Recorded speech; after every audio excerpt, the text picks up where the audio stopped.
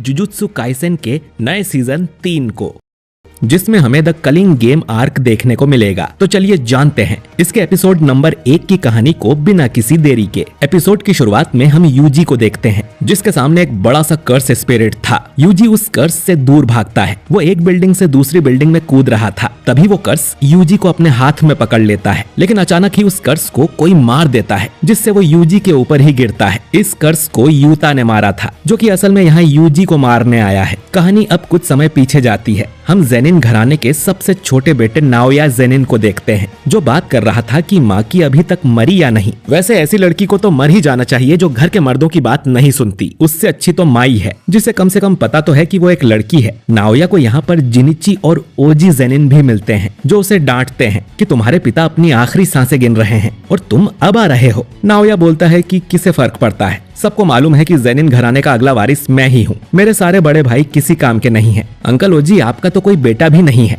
बस 2 बेटियां हैं। और जिनिची, तुम्हारी तो शक्ल ही खराब है, अपने भाई तोजी से बिल्कुल उल्टी। नाओया की बातें सुन ये गुस्सा हो जाते हैं, और असल में ये तीनों स्पेशल ग्रेड 1 के सॉर्सरर्स हैं। तभी इन्हें खबर दी जाती है कि जेनिन घराने के हेड नाओबितो जेनिन अब इस दुनिया में नहीं रहे और अब उनकी वसीयत पड़ी जाएगी। उनकी आखिरी इच्छा थी कि उनके बाद नाओया को जेनिन घराने का अगला हेड बना दिया जाए। सारी जमीन जायदाद और कर्स्ड टूल्स जो कि जुजुत्सु हाई की तिजोरी में रखे हैं, उन पे नाओया का हक होगा। लेकिन अगर किसी कारण से सातोरू गोजो की मौत हो जाती है या उसे कुछ बीमारी हो जाती है, तो तोजी की इच्छा पूरी की जाएगी और मेगुमी को जेनिन घराने का हेड बना दिया जाएगा और सारी जायदाद भी उसके नाम हो जाएगी। ये बात सुन नाओया को अच्छा नहीं लगता। उसे पता चलता है कि मेगुमी इस समय टोक्यो में है और यूजी की तलाश में गया है। अब नाओया प्लान बनाता है कि वो यूजी और मेगुमी दोनों को ही मार देगा। इस समय टोक्यो के अंदर लाखों कर्स स्पिरिट घूम रहे हैं, तो कोई सवाल नहीं करेगा कि मेगुमी कैसे मरा। एक बार मेगुमी मर गया तो उसकी जायदाद हड़पने वाला और कोई नहीं होगा और जेनिन घराने का मुखिया सिर्फ मैं बनूंगा।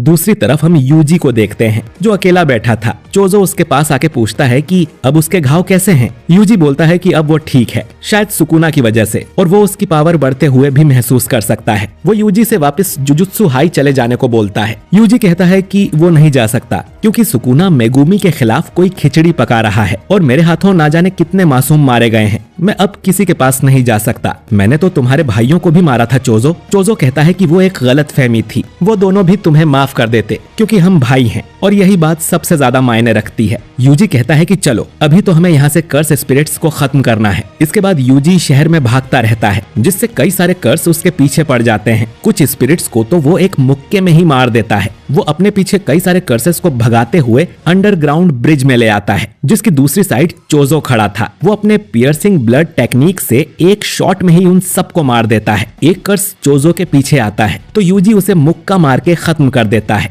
चोजो मन में सोचता है कि जब तुम मुझसे लड़े थे तब भी बहुत पावरफुल थे, लेकिन अब तुमने अपनी कर्स्ड एनर्जी को कंट्रोल करना सीख लिया है। तुम पूरी तरह से ठीक नहीं हुए, फिर भी तुम एक डीमन गॉड हो। मेरे छोटे भाई से मैंने यही उम्मीद की थी। वो यूजी को उसके फादर के बारे में कुछ बताने वाला था, लेकिन तभी यहाँ पर नाओया आ जाता है और पूछता है कि मेगुमी कहाँ है, वो अब तक नहीं आया क्या, और तुम दोनों अभी तक यहाँ से भागे नहीं। यूजी पूछता है कि हम भागेंगे क्यों, तो नाओया बताता है कि तुम्हें मौत की सजा सुनाई गई है, क्योंकि अब गोजो यहाँ नहीं है, तो तुम्हें कोई प्रोटेक्ट नहीं कर सकता। आगे कहता है कि वैसे तो मैं मेगुमी को मारने आया था, पर अब तुम्हें भी ठिकाने लगा ही देता हूँ। तभी वो यूजी के पीछे आकर उसे मुक्का मार देता है। चोजो उस पे अटैक करने जाता है तो वो उसके भी पीछे पहुंच जाता है और उस पे मुक्कों की बारिश कर देता है। नाओया इन दोनों से काफी तेज था। चोजो कहता है कि उसके पास जरूर कोई टेक्निक होगी। नाओया मन में सोचता है कि ये यूजी तो सुकुना का वेसल है, पर ये दूसरा बंदा कौन है। तभी इन्हें एक जोरदार कर्स एनर्जी महसूस होती है। यूजी सोचता है कि कहीं ये मिस्टर गोजो तो नहीं, पर वो मुड़ के देखते हैं तो ये असल में यूता था। वो बिल्डिंग से नीचे छलांग मारता है तो जमीन में गड्ढा हो जाता है। नाओया बोलता है कि तुम यूता हो ना,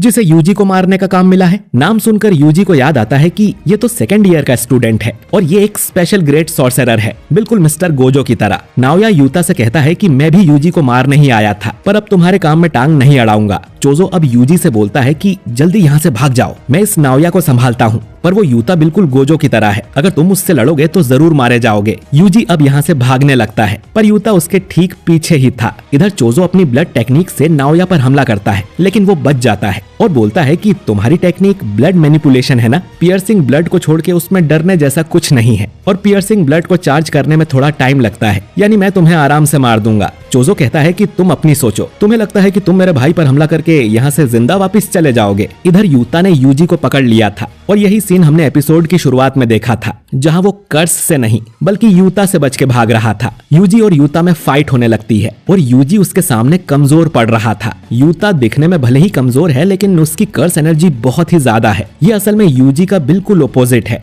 जो वैसे तो बहुत स्ट्रांग है लेकिन उसमें इतनी कर्स एनर्जी नहीं है। यूता बोलता है कि मेरे अंदर गोजो सेंसे से भी ज्यादा कर्स एनर्जी है, लेकिन गोजो के पास 6 आईज है, तो जब भी वो कोई टेक्निक इस्तेमाल करते हैं उनकी एनर्जी बिल्कुल खत्म नहीं होती, इसीलिए वो नंबर 1 है। मेरी कर्स एनर्जी खत्म हो सकती है लेकिन उनकी कभी नहीं। यूता अब फिर से यूजी पर हमला कर देता है। क्योंकि यूता की कर्स एनर्जी इतनी ज्यादा है तो यूजी समझ ही नहीं पा रहा था कि वो कब कौन सा अटैक करेगा। उसका हर अटैक जानलेवा हो सकता है और यूता पर किसी हमले का कोई असर भी नहीं होगा। लेकिन यूजी भी इतनी जल्दी हार मानने को तैयार नहीं था। अब यूजी भी एक चाकू उठा लेता है। गोजो ने उसे बताया था कि कुछ सॉर्सरर्स हथियार का इस्तेमाल भी करते हैं, लेकिन उसके लिए भी एनर्जी कंट्रोल करना आना चाहिए। यूजी अब अपने चाकू को आगे करके यूता की कटाना रोक लेता है, पर यूता बोलता है कि तुम कटाना पर कुछ ज्यादा ही ध्यान दे रहे हो और उसे एक जोरदार मुक्का मार देता है। यूजी अब लात मार के उसकी कटाना तोड़ देता है, जो देख यूता हैरान था। आखिर यूजी भी गोजो सेंसे का स्टूडेंट है। यूजी अब सोचता है कि बिना हथियार के वो यूता से ठीक से लड़ पाएगा और वो यूता पर अटैक करने भागने लगता है, लेकिन तभी पीछे से एक बड़ा सा कर्स आके उसे पकड़ लेता है। ये असल में रीका थी। यूजी को समझ नहीं आता कि ये रीका कहाँ से आ गई। उसने यूजी को ऐसे पकड़ा था कि वो हिल भी नहीं पा रहा था। यूता अब अपनी टूटी तलवार लेके ही आगे बढ़ता है और उसे यूजी के सीने में घुसा देता है और बोलता है कि मुझे माफ कर देना यूजी इतादोरी,